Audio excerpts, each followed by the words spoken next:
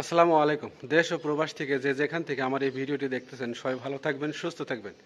আজকে এই ভিডিওতে আপনাদেরকে জানাবো যে নতুন কলিং বিষয়ের বর্তমান পরিস্থিতি। অনেকেই বলতেছে যে ভাই 15 তারিখ থেকে নাকি মেডিকেল শুরু হবে। তো এটার খবর কি এবং কলিং বিষয় আসলে কবে থেকে খুলবে বা কবে থেকে কর্মীগুলো মালয়েশিয়াতে আসতে পারবে, A to Z এই ভিডিওর মাধ্যমে আপনাদেরকে বিস্তারিত তথ্য দেওয়ার চেষ্টা করব এবং ভিডিওটা সম্পূর্ণ দেখবেন, তাহলে কিন্তু আসলে বুঝতে পারবেন। প্রথমে যে বিষয়টা আপনাদের সাথে শেয়ার করবো সেটা হলো যে মেডিকেল। ভাইরে 15 তারিখ থেকে মেডিকেল শুরু হওয়ার কথা। অনেক এজেন্সিরাই কিন্তু আসলে এরকম ভিডিও করতেছে, কারণ তারা ইউটিউব চ্যানেল আছে তাদের চ্যানেলে কিন্তু অনেকেই এরকম তথ্য দিচ্ছে যে 15 তারিখ থেকে মেডিকেল শুরু হবে। ভাইরে মেডিকেল তো দূরে থাক, এখনও কিন্তু আসলে মালয়েশিয়া সরকার বা বাংলাদেশ সরকার যৌথ ওয়ার্কিং গ্রুপের পরে মিটিংয়ের পরে কোনো ডিক্লেয়ারই হয় নাই যে ভাই কলিং বিষয় এত তারিখ থেকে খুলবে বা এত তারিখ থেকে কর্মী আসবে, তাই না? তো সেক্ষেত্রে মেডিকেল কি করে হয়? যারা আসলে এ ধরনের ভুল নিউজ বা ভুয়া তথ্যগুলো দিচ্ছে এগুলো একদমই সঠিক না। আজকে কিন্তু 15 তারিখ, তাই না? আজকে আমি ভিডিওটা আপলোড করতেছি, সেক্ষেত্রে কিন্তু এখন পর্যন্ত কোনো নিউজই আসে নাই যে 15 তারিখ থেকে মেডিকেল শুরু হবে। যারা হয়তো বা অনেক এজেন্সি আছে, এরা হয়তো বা পাসপোর্ট নিচ্ছে বা টাকা পয়সা দিচ্ছে, এগুলো কিন্তু আসলে শ্রমিকদের, মানে যারা মালয়েশিয়া আসতে চাইছে তাদেরকে বোকা বানা নিচ্ছে ভাই। এখনও কলিং ভিসা খোলে নাই, একদম সত্য কথা। মানে এ ধরনের কোনো ডিক্লেয়ারই হয় নাই।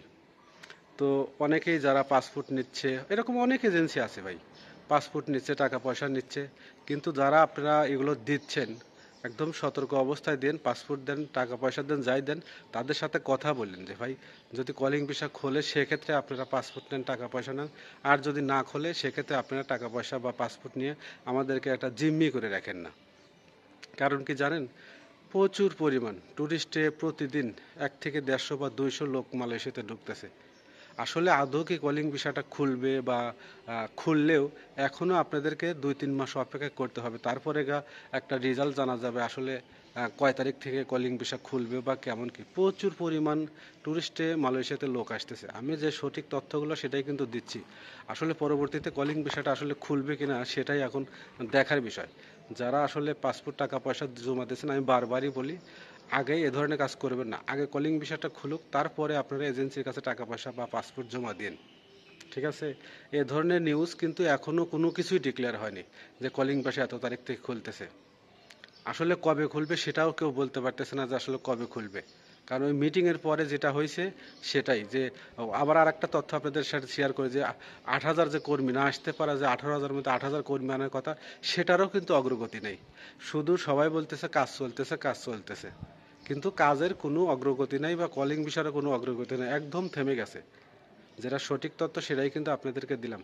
তো অনেকেই জানতে চান যে এদের পরে কলিং ভিসা খুলতেছে বা কেমন কি, তাই আপনাদের জন্য এই ছোট্ট ভিডিও করছি। কারণ ইদানিং কলিং ভিসা মানে নিয়ে ভিডিও করতে ভাই ভালো লাগে না। কারণ কি জানেন, আমরা একটা নিউজ পাই দেই, পরবর্তীতে সেটা হয় না।